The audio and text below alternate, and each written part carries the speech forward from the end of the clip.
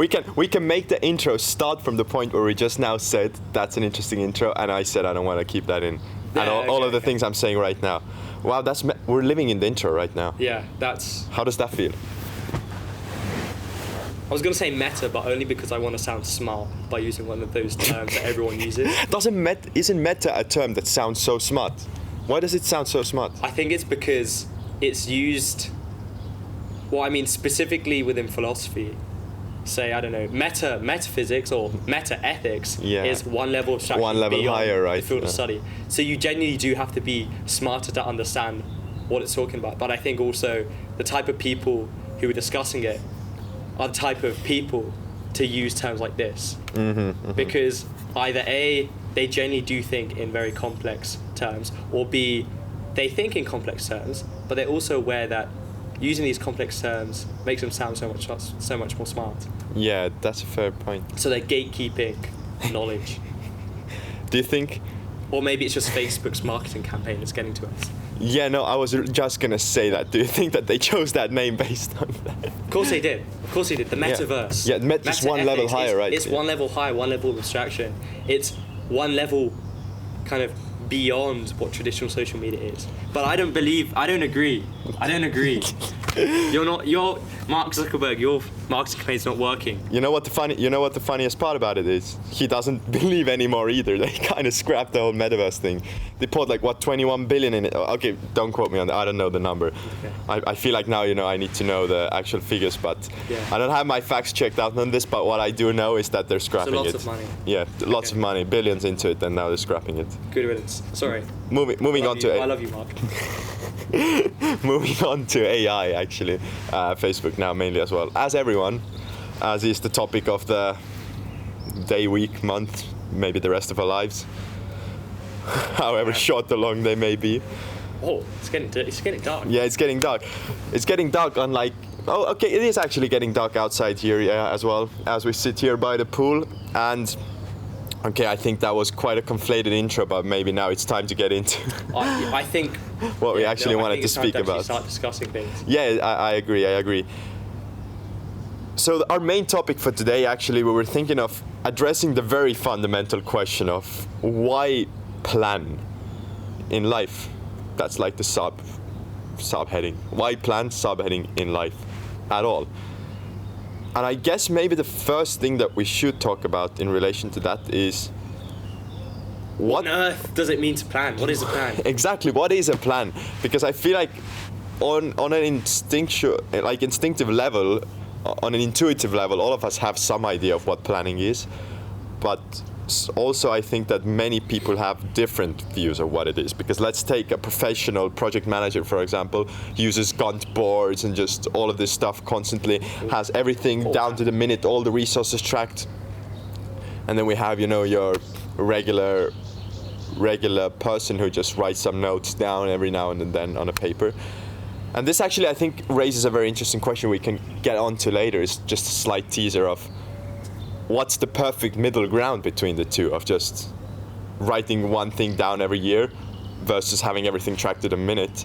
What's the middle ground? What's the ideal complexity of plan for most people? But before we get to that, why don't you tell me what you consider a plan to be?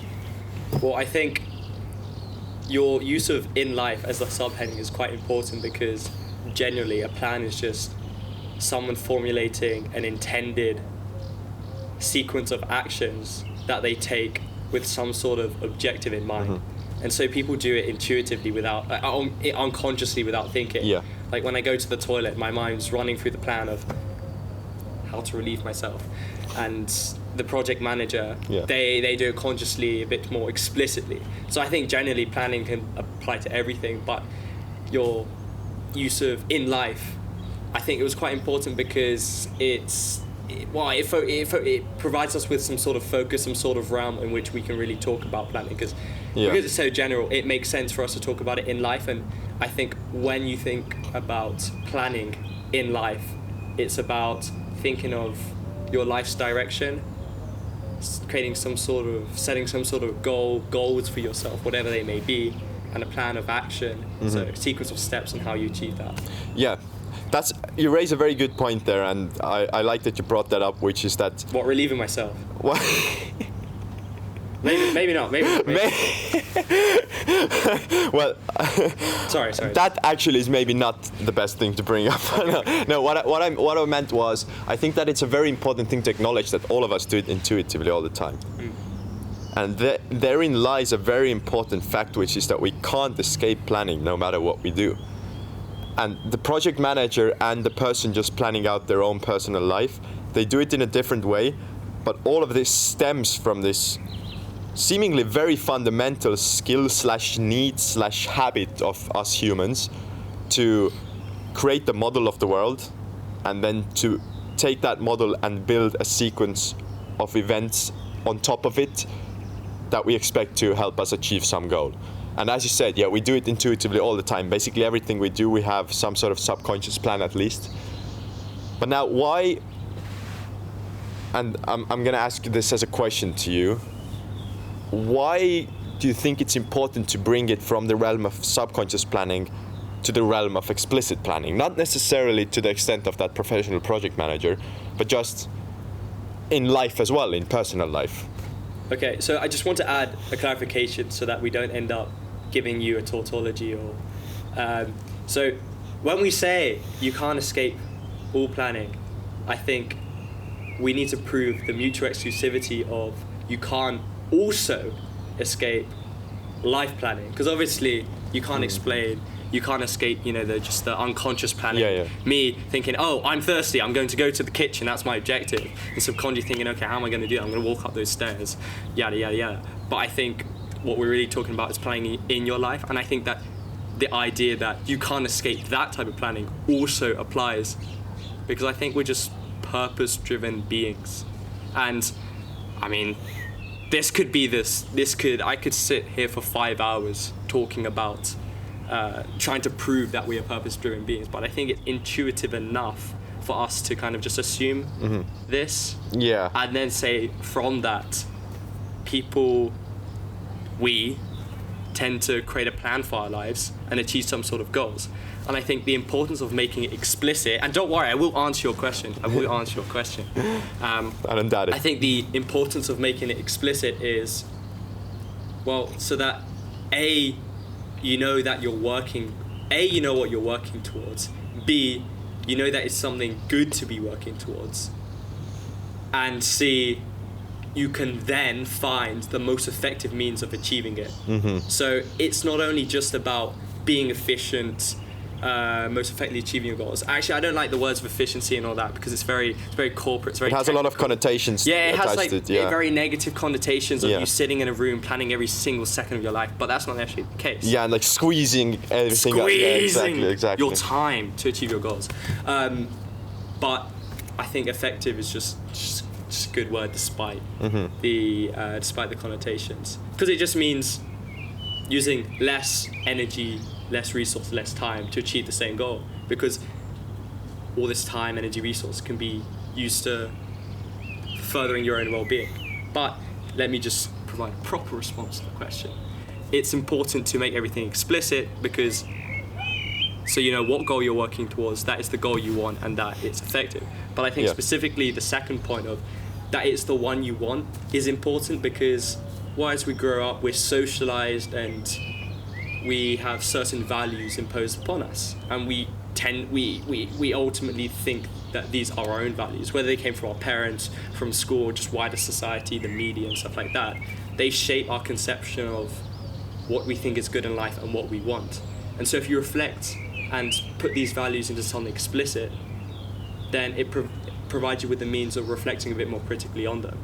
Because if you always thought, if you intuitively just try to maximize the amount of money you have, if you kind of set that goal explicitly, then you'll start questioning, all right, is this the right goal? Because if you don't make it explicit, then you don't have like the mental means of actually being able to question it in the first place. I think that I would sort of generalize it by saying that you can't reflect on something in the most optimal way unless you, to some extent, move it outside of yourself.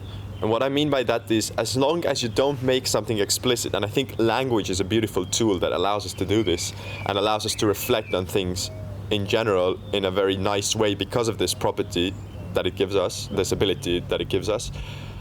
As I make a goal explicit, and even if I make it explicit by just stating it very clearly in my own head, but more so when I write it down, it's sort of like I'm taking this intuitive feeling that I have within myself, and we can talk about this later as well, because in the end, our fundamental goals come from a place that we can't really describe. It's this feeling, this deep want, this mental motivator that guides us towards them. But I feel like the process of writing your goal down and explicitly defining it is sort of like taking that feeling that you have within yourself and encapsulating it in those words, encapsulating it in that definition, which then, as you said, gives you the ability to look at it as something other than yourself. And now, even the language that I'm using, right, I'm looking at my goal. I can only look at my goal if it's explicitly defined as something that I can look at as something outside of myself. And that's where the beginnings of the benefits of making your goals explicit start coming from, is this ability to put it outside of yourself, which then allows you to reflect on it, to not only reflect on it yourself, but also show it to others, get feedback on it. And also, the thing that I think is maybe the most novel in today's world that we live in, also to not have to keep it within yourself at all, thanks to technology and actually even mediums like pencil and paper being able, like, they can help you keep that in mind for you and keep that definition written down, the exact words, the exact way that you thought about it in your best state. Because I think, yeah, with goals it often happens that we think we understand what we want when we feel good, when we feel energized, when we feel rested, and then at another moment when we're stuck, doing work or just not feeling good, didn't sleep well, woke up on the wrong side of the bed, whatever, didn't relieve ourselves at the correct time, as you would say, then... Wow, not necessarily, I wouldn't say that all the time, but go on. Then what happens is that the goal, the intuitive feeling fades, the intuitive feeling that you can use in that moment of strength to explicitly define your goal in a way that truly reflects your best version of yourself and your best understanding of what you want in life, that intuitive feeling can fade. And that's why it's important to take that goal in the moment where you have that feeling in the highest of qualities and get it outside of yourself so that you could take it back within yourself later on. Yeah. It's if that terminology makes sense. Yeah, I think what you've just done is further expanded upon the third benefit of planning I outlined, which was specifically being more able to achieve your goals, or at least being able to achieve them in a more effective way. Because when I raised that, I was getting more at, if your goal is explicit, you can then sit down and come up with a series of actions you need to take to achieve it. And if you make that list of actions explicit, you can then compare it to different series of actions, different ways of meeting that goal. But I think you provided an alternate interpretation of this effectiveness, which is the motivation you have in the moment that actually moves you to take those actions in the first place. Because I think you're right, if you write your goal up, you have that physical reminder, which obviously it's not guaranteed to give you the kick up the arse you need to get to go out and achieve your goals, take those actions you need to take. But I think it's so much better than having some habit in your head, because obviously your mind is less explicit, less mental. It's fluid and it changes, and having your goal explicitly defined, it gives you this anchor point that you can anchor yourself, your motivation to. Accountability towards yourself and also towards others. It's if you share staring at you. Exactly. It's staring at you. We're all staring at but I think what you just said right now about if you have it written down, it gives you the ability to break it down into clear steps. That's so important, because not having your goal explicitly defined sort of handicaps you from the very start, if we're talking about the whole process of planning and the process of systematically achieving your goals. If you don't have your goals explicitly defined, you can't really do any part of that process, can you? You can't define precise actions that you should be doing every day in order to optimally move towards where you want to be if you haven't defined where you want to be. And that's why that's the core beginning of all of it, in my head at least. Yeah, I think Yeah, we talk quite a bit about the effectiveness that it brings you. And that assumes that you value this effectiveness, which is achieving your goal better, more quickly. And the assumption here is that that frees up resources which you can then use to achieve other goals. And the tangible benefit you get from this is physical well-being, mental well-being, self-actualization, and all of that. Yeah. But I think more tension, I think we should also just focus a bit more on another aspect. I think it's a second point of understanding whether this goal is right for you. I think one of the reasons why making goals explicit so that you can critically reflect on them is so that you can actually think for yourself, or at least think for yourself a bit more, because on a philosophical level I'm not quite sure to what extent we have free will and all of that, but that's just like, that's another rabbit hole we could get into.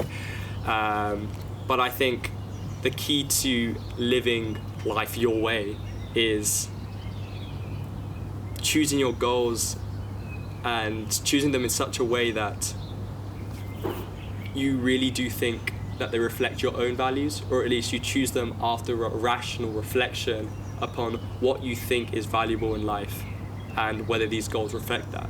And I think the reason why this is important, because the key harm of not doing this is letting society, letting your parents, letting everyone set goals for you. And this is where we link back to the fact that we intuitively do this sort of planning and goal setting all the time, right? Yeah. Which is, I think that the vast majority of people do have some goals that they're working towards. I mean, I think everyone does. Yeah, pretty much, right? Even if your goal is not to have some sort of goals, even for these specific types of people who like to, they're the type of people where you say, oh, I just like to go with the flow. Yeah. They're still intuitively finding the optimal means of going with the flow. Exactly. So they're seeking some sort of, if they need money, some sort of employment that gives them a lot of leisure time. Yeah. They're seeking living in a location that provides them with means of chilling. The moment you have any sort of desire, you have a goal. Yeah. And the amount of people who live without any sort of desire, I mean, maybe we have one sitting here. Wow. Crap. I don't know. That's really bad. What's bad? Well, that's really bad. What is bad? We're just evil, desire-filled beings. Yeah, maybe he would say that to us, but yeah, I feel a bit awkward now. Well, honestly, I feel like maybe it's time that we move past being afraid of desire, or ashamed of it, rather. Oh no, I was really talking about having Buddha watching me. Yeah, but I mean, it's not watching me, but like the reflection.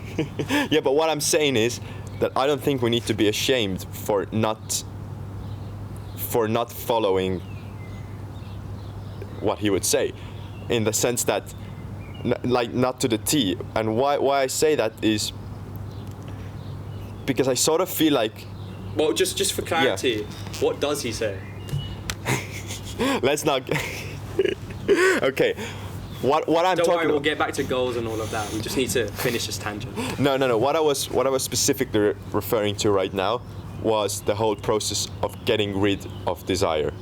Okay. So I think that the term used in Buddhism is dukkha or sukha. I don't remember the exact word.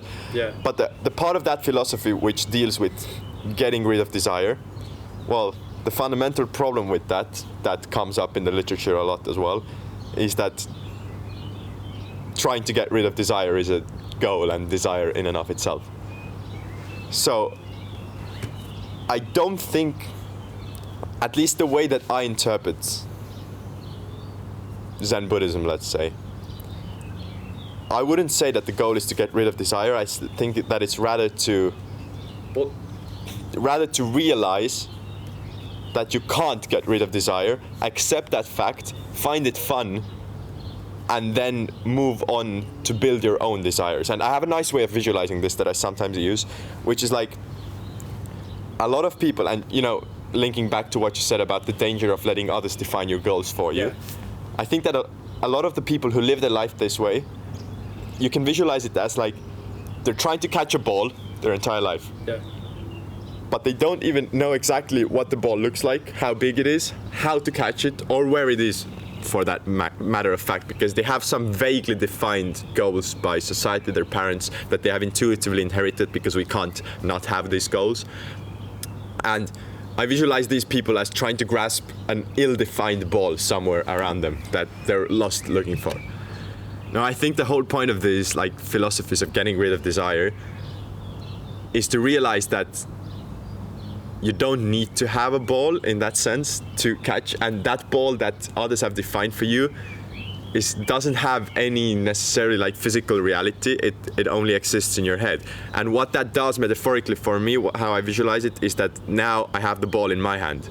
And now as I set the goal for myself, fully autonomously knowing that, okay, yeah, well, we can't get rid of societal influences and genetical influences completely, obviously, but as autonomously as I can, saying, okay, I truly do feel that this sort of life is the life that I want to lead.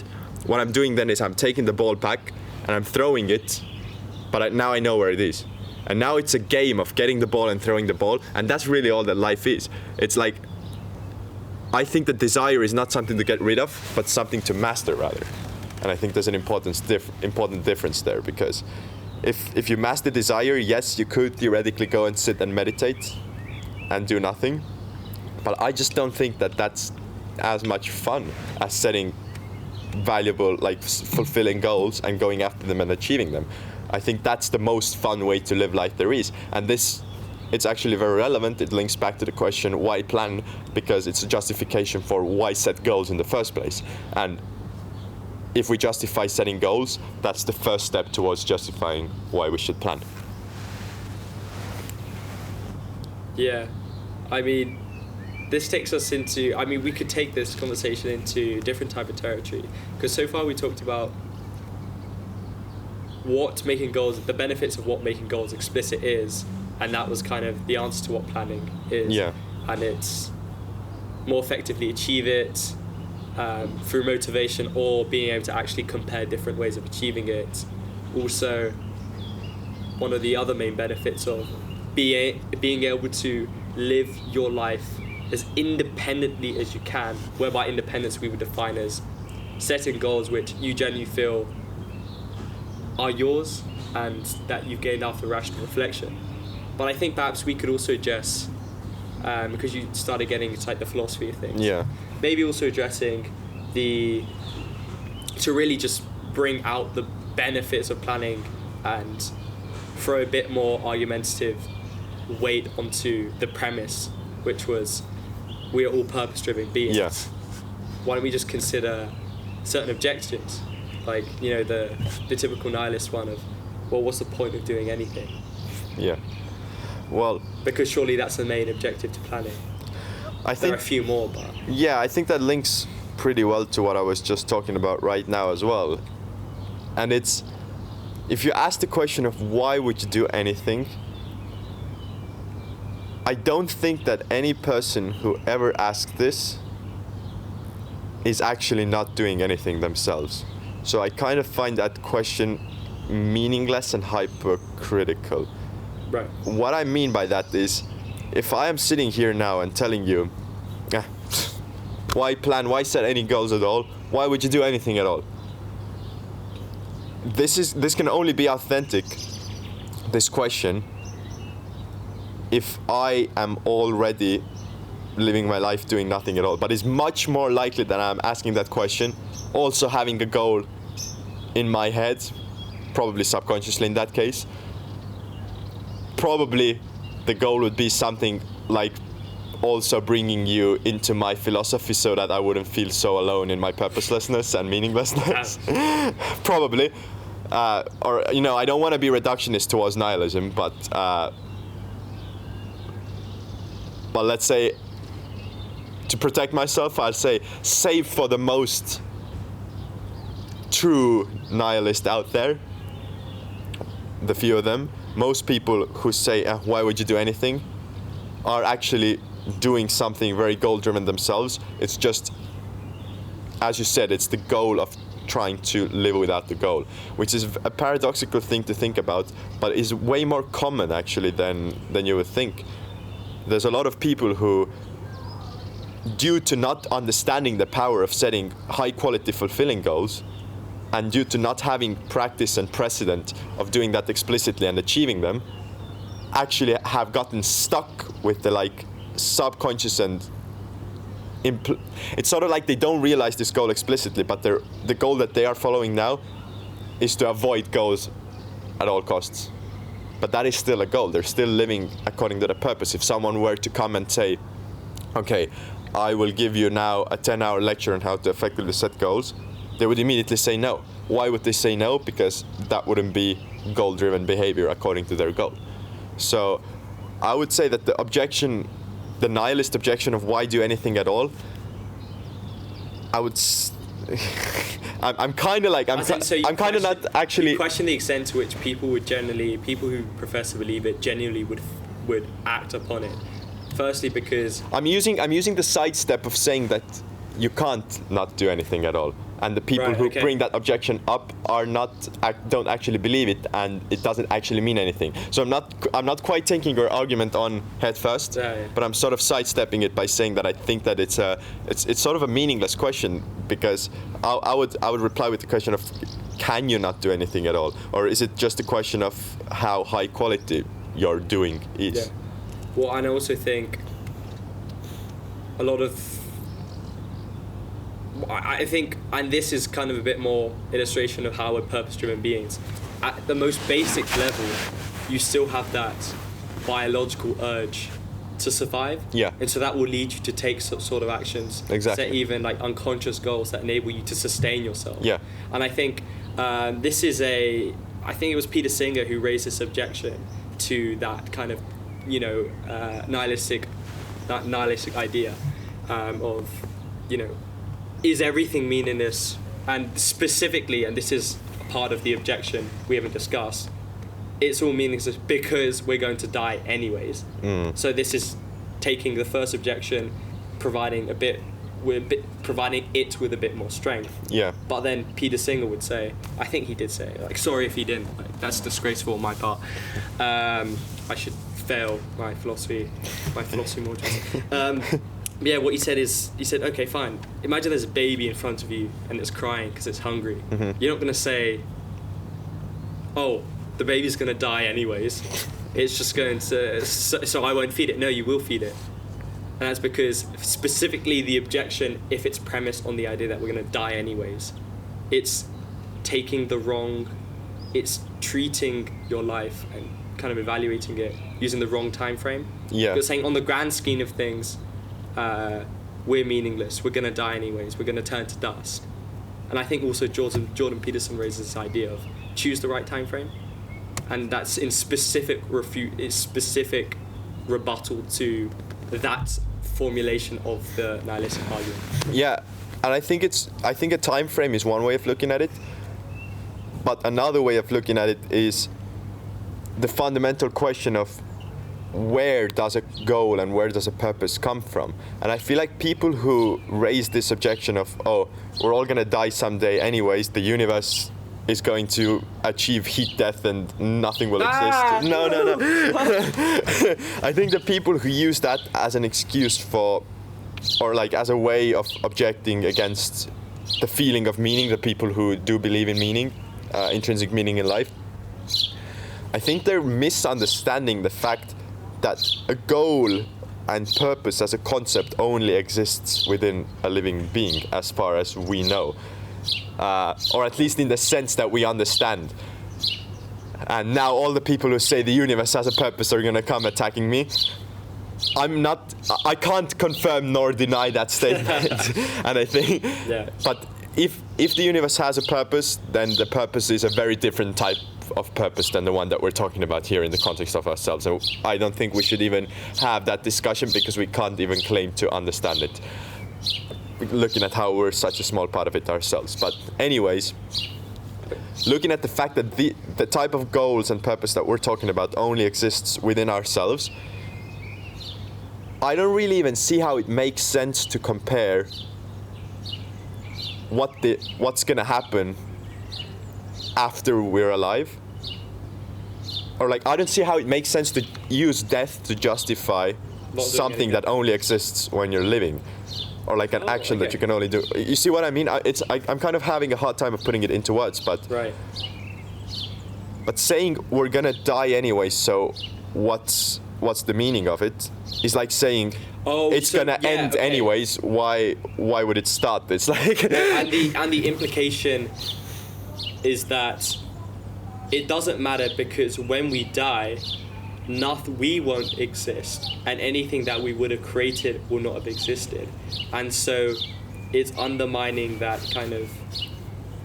I think it's latching onto that kind of deep human desire to leave some sort of value behind, because, and I think the motivation for that is asserting your personhood, asserting your existence. It's that feedback, it's that validation you want, that we all crave, right? And that what you're trying to say is that meaning, purpose is fundamentally something associated with us when we're living, so it's kind of confined to the realm of the living. Yeah. Therefore, there's no point exactly evaluating it from a different perspective that is different to that. It's meaningless in that as a living being. Exactly. I like that way of putting it, and I also think this brings us to a very interesting topic of momentary goals versus time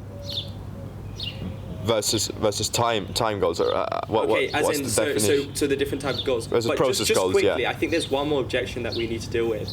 So we dealt with like the more fundamental ones, which deal with the idea itself of planning. So the general nihilistic one of there's no point to anything, and specifically there's no point to anything because we're going to die. What about the other one, which I think is you're more likely to hear, is there's no point planning because everything's so uncertain, my life is changing.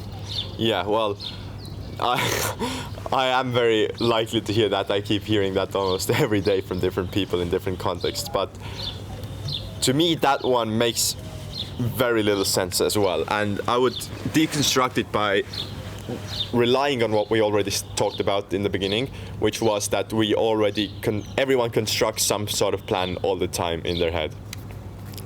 And I think that's really the key to understanding why this objection is not very high quality.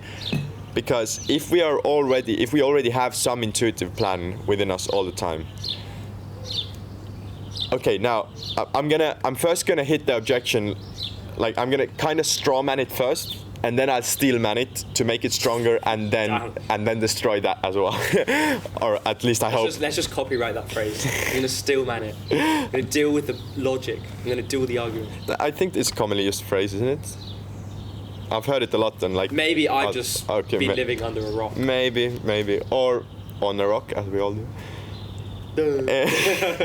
Anyways, so the easy way of attacking this objection would be to say you have some sort of intuitive plan anyways, so just make it better by making it explicit due to the reasons that we already outlined why an explicit plan is better, and then constantly update it, keep it agile. Now, agile. I was waiting for that word to come out. Yeah, buzzword, right? Views go up, headline, agile. Stick it in as a title. Exactly, agile.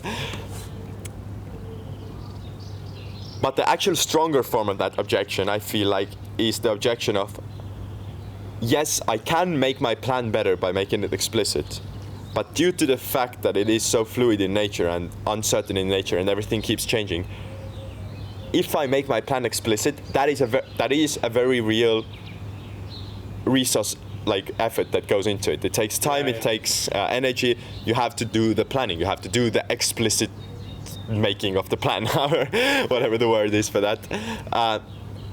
And the real valid objection here is that if everything is uncertain and I have to update and completely redo my plan every day, then that's just an inefficient way of doing things. Maybe it's a better resource trade-off to have a slightly less optimized plan, but to not waste a number n of hours every day making it explicit.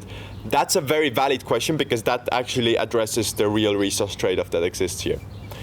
Now, why I don't think that is valid is simply because you don't have to make your plans down to the minute as the professional project manager does that we were talking about in the beginning, right?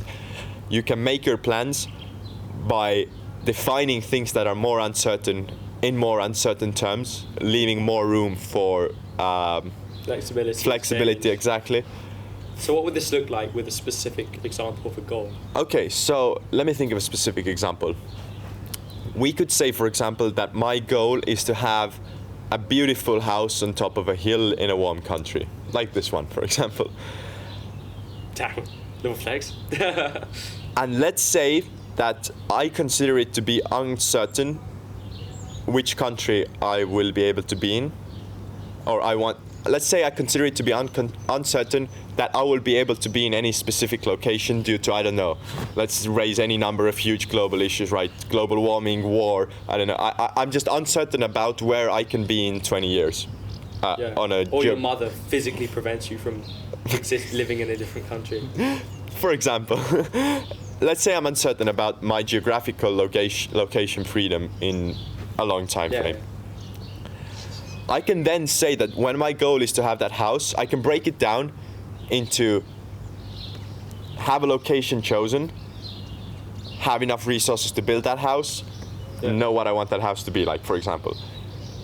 And I can leave that sub-goal of that main goal of having a location chosen as simply that if I know that I can't take, there is action that I could take. I could, make a model of the geopolitical situation on Earth and try to use that to predict what's going to happen in 20 years, right? There are theoretical steps I could take, but let's say that I think that this is the place where there's too much uncertainty for it to be worthy of planning. Fine, just leave it as that sub-goal and deal with it later. But take that other part of having enough resources to build that house, break that down into, I need to build this company, I need to complete this project, I need this much money, blah, blah, blah. Find that place in your goal that isn't uncertain and leave everything else as uncertain as needed. That's sort of my practical objection to why plan, and it's so that you can model this uncertainty, you can account for this uncertainty when you're making goals. Exactly. A plan can contain uncertainty. That's what I'm trying to say, basically. A plan can contain a certain amount of contained uncertainty. As far as you know that I am consciously and purposefully leaving this part of the plan uncertain, because I think that it's a better resource trade-off to deal with that later, then that's okay. You work towards kind of making it less uncertain. Exactly, that's okay. And you can, that's another thing you can do. You can take steps towards making it less uncertain. But if the only thing sometimes the only step you can take towards making it less uncertain is to wait. Yeah. But that's actually already also adding an action to a sub-goal. That's already saying, okay, I'm going to do the specific step of waiting 10 years, then deciding where I want to live. You don't have to model the things that are uncertain in terms that sort of like try to squeeze some sort of expected understanding of what a certain plan should look like out of them. No, I think it's about embracing that uncertainty, because if you do that, if you embrace that uncertainty, that allows you to focus on the things and find the things that are certain, the things that you do know you need to do. And what's the end goal of planning, right? It's action. It's to find out what you need to do in order to move closer to where you want to be. So to summarize, I don't think that the objection of everything being too uncertain is a valid one, because that objection assumes that there's a standard of certainty that the plan needs to meet. Whereas that's not the case, that the only standard of certainty that your plan needs to meet is the best that it can be. There's no overall standard. Yeah, it's cool. I'd just like to add two things, actually. Firstly, I think there's actually a precedent. Not a president like Donald Trump, a precedent. One of those words that you just struggle to understand, or at least I said you because I like to think everyone else does, and it's not just me. There's a precedent for waiting being deemed a good thing. Do you remember reading Anti-Fragile by Taleb? Yeah, of course. His specific chapter on iatrogenics and the benefits of procrastination. He talks about it specifically in the context of dealing with like medical issues. Yeah, I remember. In that, the current culture of you have to find a solution quickly. If I have a sore arm, perhaps waiting and just letting the pain go away through a natural process that's probably just entails going about your everyday life and the muscles slowly loosening up. Yeah. Instead of doing that, pursuing surgery, pursuing that quick fix, right? So I just wanted to raise that and say that I think it's important to change the way you perceive waiting, because in kind of in the dynamism of the modern world, we're all seeking efficiency, we're seeking optimization, and naturally that leads to a very fast pace of life. And I think that has also led to people thinking that waiting and leaving things for a better time has almost become, a bad thing. And that's also probably one way of understanding that objection, in that the assumption behind the objection is that, why plan if everything's uncertain? And the assumption here is that my plan has to contain a very high level of certainty, right? And so I think just changing the way you see things, I think that was a really important addition. Just changing the way you see planning is not necessarily having to have a great deal of certainty, just a workable amount of certainty. Exactly. And specifically the thing of waiting, how that can actually be a good thing. Yeah. But I think also on a deeper level, I just like to take this idea of changing the way you see things to kind of wrap up your answer. I think planning can be understood. You create a plan which entails what you want to achieve in your life. You could perhaps create some sort of unified goal, or your one purpose. I want to do X. I want to bring value to others by doing something specific. I don't know, I want to build a software company, I want to create a global charity or something like that. Or perhaps you regulate it by category, so this is my career goals, these are my family goals, these are my fitness goals. Regardless, I think you need to perceive a helpful way of overcoming this objection is changing the way you see things. Instead of seeing planning, the act of creating a plan, the act of setting all those goals as something that's fixed, that once I set this goal, I have to achieve it, but rather viewing this plan as your best current understanding of where you want to go in life. Because naturally, as you gain more experiences, your values, your thinking will change, and naturally your goals either will change radically or they'll become simply slightly specify different, a bit, slightly more refined. Yeah. Maybe if you use the goal of the house, you might figure out where you want to go. Maybe you don't necessarily care about the house, you just want to live in a place with these specific characteristics, right? And so I think changing the way you see planning helps you overcome that common objection, which I think that's what I had myself, and it wasn't until I remember. we started discussing this, and that slowly, by thinking this way, I actually was able to plan better and plan with a bit more confidence and think, okay, yeah, sure, I'll set these goals because it's better to be moving in some direction than no direction, because in moving in a direction, I'll get closer to what I ultimately and think is... I would like to specify that it's not necessarily better to move in some direction than no direction, but it's better to move in your best current understanding of the right direction than to move in no direction. Because no matter how lost we are at any moment, I truly do believe that we always have some idea of at least like a sliver of where we want to be in the future. And it may be short term, it may be long term. For some people, they may not see too far into the future. But I think that's just the way that we're built. Too far into the future? Yeah. Yeah, and Wish that's I was a wizard. Me too, man. But just imagine walking around with a wand. That links back to our initial Harry Potter intro, but that is... Oh, yeah. Yeah, but right, okay. We deleted that already. Point being, I think that we are just built in a way that we always have some understanding of what the right direction is for us. And as you said, it's important to change our understanding of what planning is from planning is not something that you do for the purpose of having a nice thing to look at, a nice specific thing to look at. I mean, it feels good, but... Yeah, it feels good, and that could be your Until goal. you have to change it. Until you have to change it. Exactly. Then you don't want to. Exactly. Then you don't.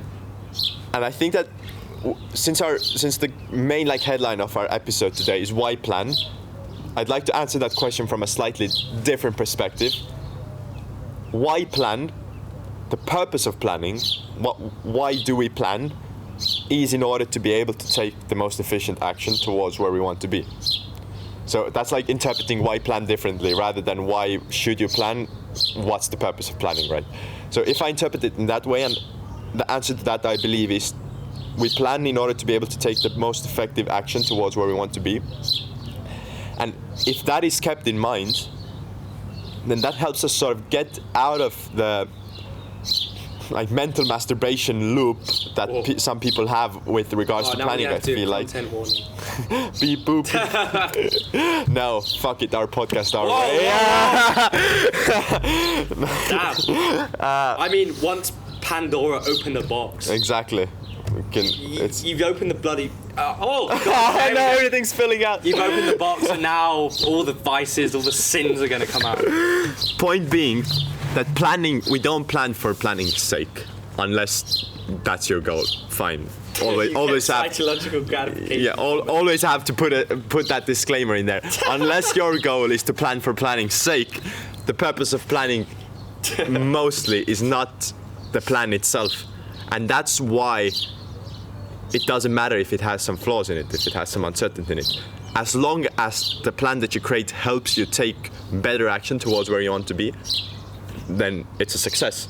And the more it helps you do that, the more of a success it is. And that's also, just on a side note, how I would, because before I mentioned, how do we define how explicit your plan should be from the person who just writes down something to the professional project manager, I think the metric we can use to quantify how good a type of plan is for you is how much positive action towards your goal it helps you take.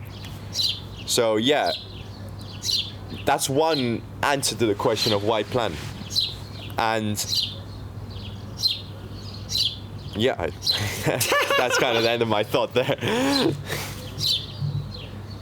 I mean, we can always cut this out. Yeah, we can, but let's not just for the hell of it. Oh, just for the hell of it. Oh, yeah. Damn! I was going like motion to I was going to do some hand signals and some whispering so that we can then figure out how we're going to either finish this episode or move on to the next topic. But since that you're leaving it in here, I just look like a bit of a sausage. I think that we should wrap up this episode by going back to that one concept that you cut me off on before. Yes. Which is momentary versus process goals. And that links back to the thing that we were discussing before, the whole idea of wanting to leave like assert our personhood on the universe in to get the feedback so that we know that we exist. Exactly. And more importantly, what this was in regards to was leaving something behind from us that keeps on existing after we die.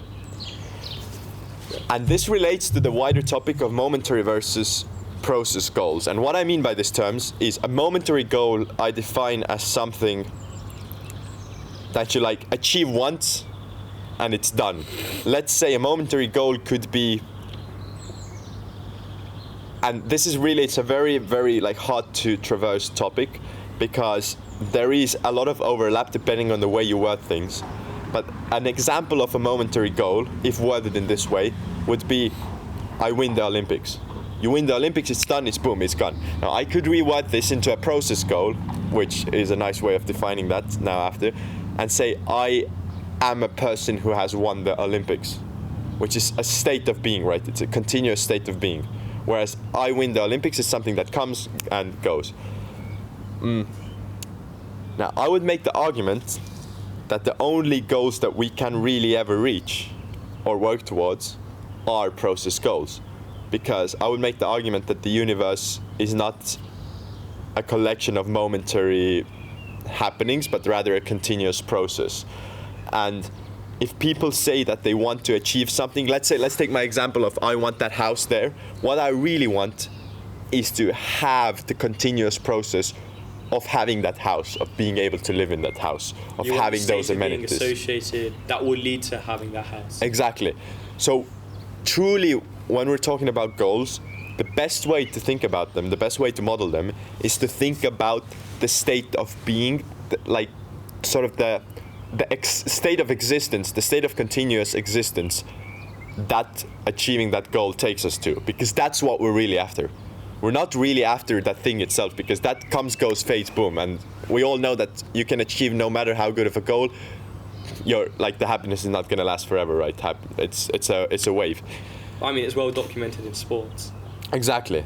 Boxers become the champion of the world and then sink into a deep depression. Exactly, because it's the wrong way of modeling things. What we're really after, wrong, it feels wrong to say wrong, but I think it's a suboptimal way of modeling things, because I like how that's your way of saying wrong in a way that's nicer. Yeah, it's Cisner would maybe come at me, but oh well.